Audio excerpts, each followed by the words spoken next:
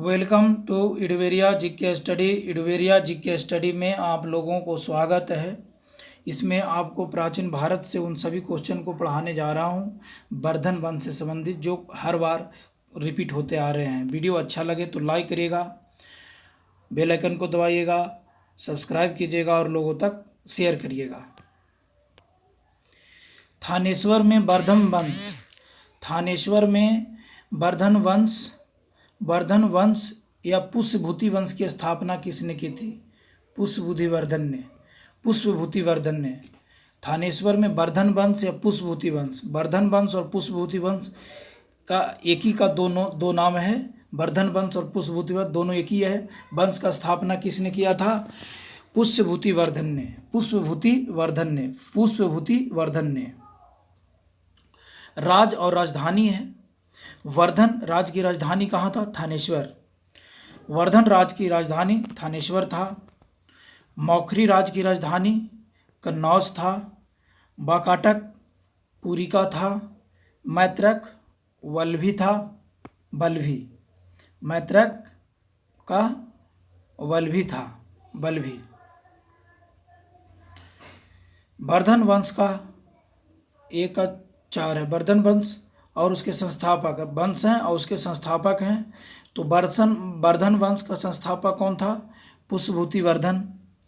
मौखरी वंश का संस्थापक ईशान वर्मा। मौखरी वंश का संस्थापक ईशान वर्मा। वाकाटक का बिंदशक्ति। वाकाटक राजवंश का संस्थापक बिंदशक्ति। मैत्रक का संस्थापक भट्टार्क था। कदम राज्य की स्थापना मेरुदर्शन ने की थी। उसने अपनी राजधानी बनाई बैजयंती या बनवासी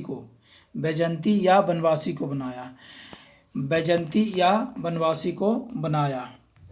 कदम राज्य की स्थापना मयूर शर्मन ने की थी। उसने अपनी राजधानी बनाई बैजयंती या बनवासी को। निम्नलिखित में वह अंतिम बौद्ध राजा कौन था जो संस्कृत का महान विद्वान और लेखक था? हर्षवर्धन संस्कृत का महान विद्वान और लेखक था।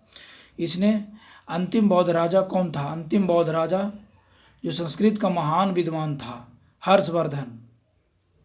हर्षचरित्र किसके द्वारा लिखी गई है? बाणभट्ट के द्वारा। हर्षचरित्र किसके द्वारा लिखी गई है? बाणभट्ट के द्वारा हर्षचरित्र लिखी गई है। बाणभट्ट के द्वारा हर्षचरित्र लिखी गई है। हर्षवर्धन के समय में कौन सी चीनी यात्री भारत आया था? हेनसांग। हर्षवर्धन के समय कौन सा चीनी तीर्थयात्री भारत आया था? हेनत्सांग के शासनकाल में भारत आया था। चालुक्य राजा पुलकेशिन II को किसने पराजित किया था? नरसिंहवर्मन फर्स्ट ने। चालुक्य राजा पुलकेशिन II को किसने पराजित किया था? नरसिंहवर्मन फर्स्ट ने किया था। चालुक्य राजा पुलकेशिन II को किसने पराजित किया था? नरसिंहवर्मन फर्स्ट ने पराजित किया था। किस व्यक्ति को द्वितीय अशोक कहा जाता है? हर्षवर्धन को द्वितीय अशोक कहा जाता है। हर्षवर्धन को द्वितीय अशोक कहा जाता है। बाणभट्ट किस सम्राट के राज दरबारी कवि थे? हर्षवर्धन सम्राट के। बाणभट्ट किस सम्राट के राज दरबारी कवि थे? हर्षवर्धन थे। बाणभट्ट किस सम्राट के राज दरबारी कवि थे? हर्षवर्धन सम्राट के। हर्ष एवं पुलकेशिन II के मध्य हुए संघर्ष की जानकारी कहाँ से मिलती है? ऐहोल अभिलेख से मिलती है। हर्ष एवं पुलकेशिन II के मध्य हुए संघर्ष की जानकारी कहाँ से मिलती है? ऐहोल अभिलेख से मिलती है। प्रतापशील हुन हरिण केसरी महाधिराज नामक उपाधि निम्न में से किसकी थी? प्रभाकर वर्धन को। प्रतापशील हुन हरिण केसरी और महाधिराज नामक उपलब्धियां किसकी उपाधि थी? प्रभाकर वर्धन को। सम्राट वर्ष ने अपनी राजधानी थानेश्वर से कहाँ स्थानांतरित की थी? कन्नौज ने।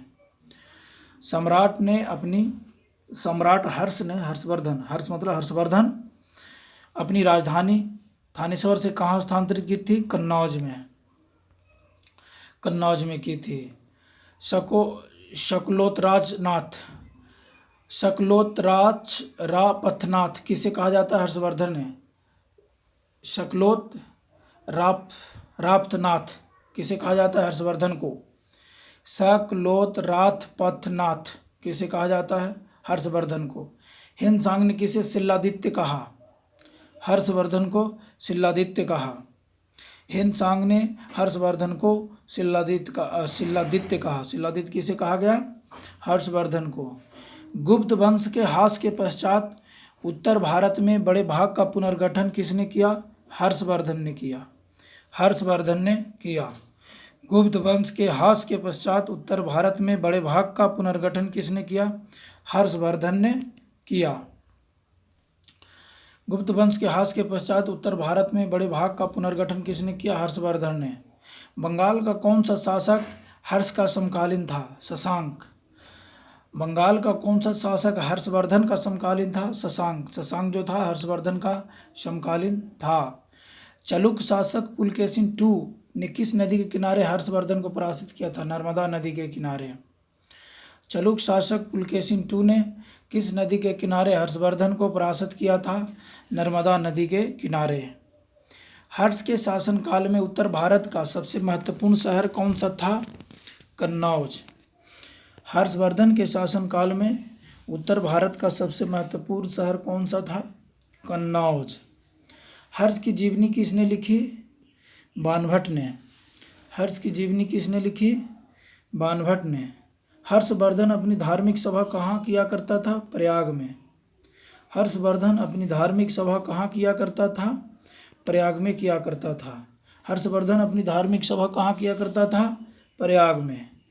वर्धन वंश की राजधानी थानेश्वर किस प्रदेश में स्थित है? हरियाणा में थानेश्वर स्थित है।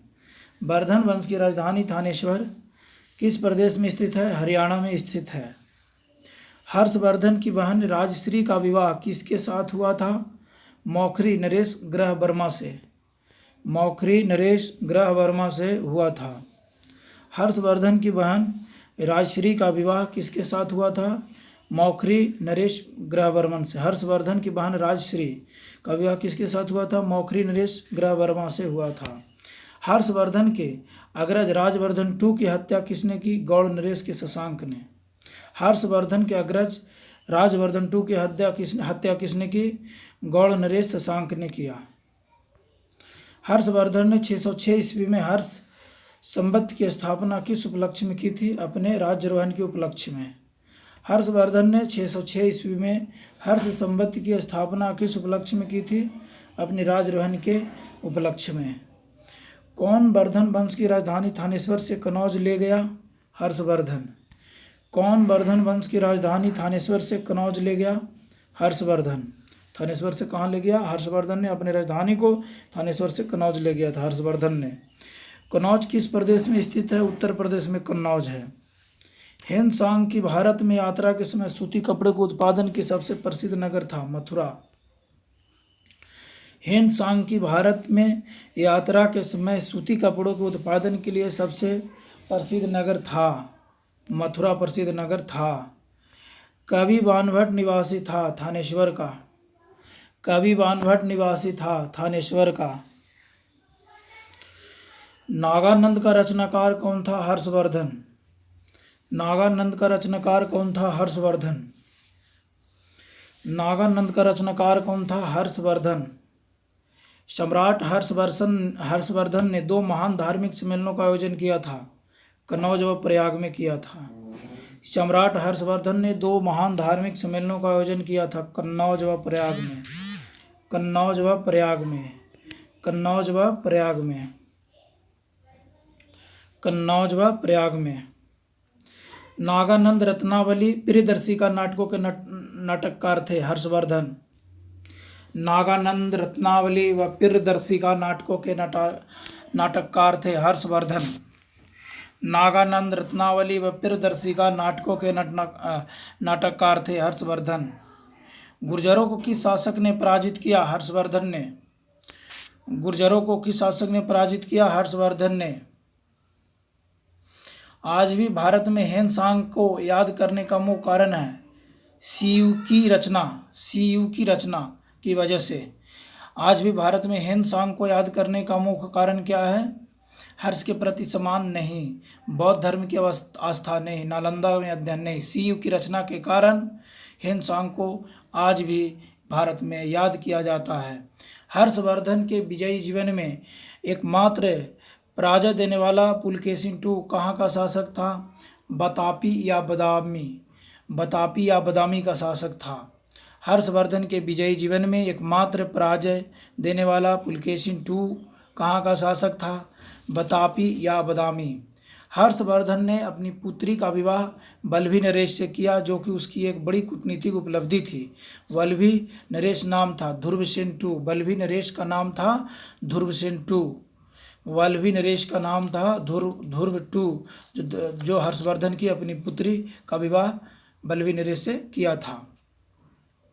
641 ईस्वी में किसने चीन के राजा ताइत्सुंग के पास एक राजदूत भेजा? हर्षवर्धन ने।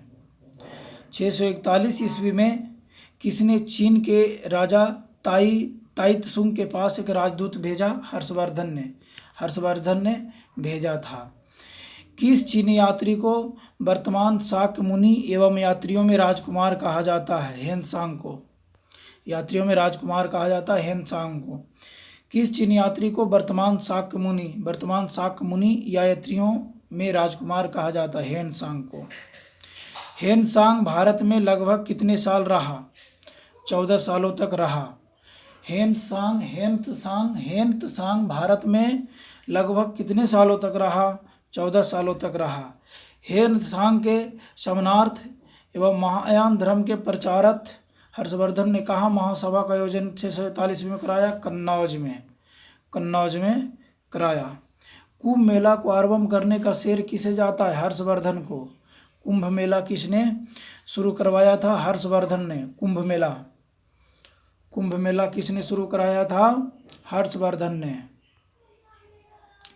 नर्मदा नदी पर सम्राट हर्ष के दक्षिणवर्ती अग्रगमन को रोका? पुलकेशिन II ने रोका था।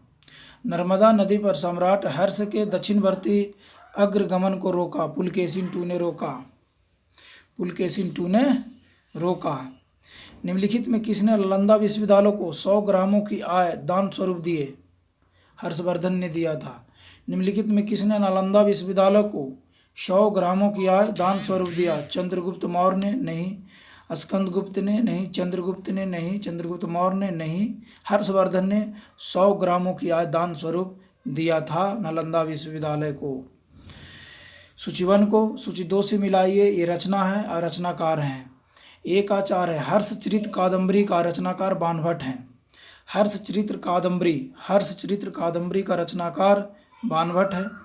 नीति शतक, श्रृंगार शतक, भक्ति शतक का कौन है? 2। बी का 2 भर्तृहरि। नीति शतक, श्रृंगार शतक, भक्ति शतक भर्तृहरि ने किया था। सूर्य शतक मयूर ने किया था। सूर्य शतक का रचनाकार मयूर था। प्रियदर्शी का रत्नावली और नागानंद हर्षवर्धन ने किया था। हर्षवर्धन ने किया था।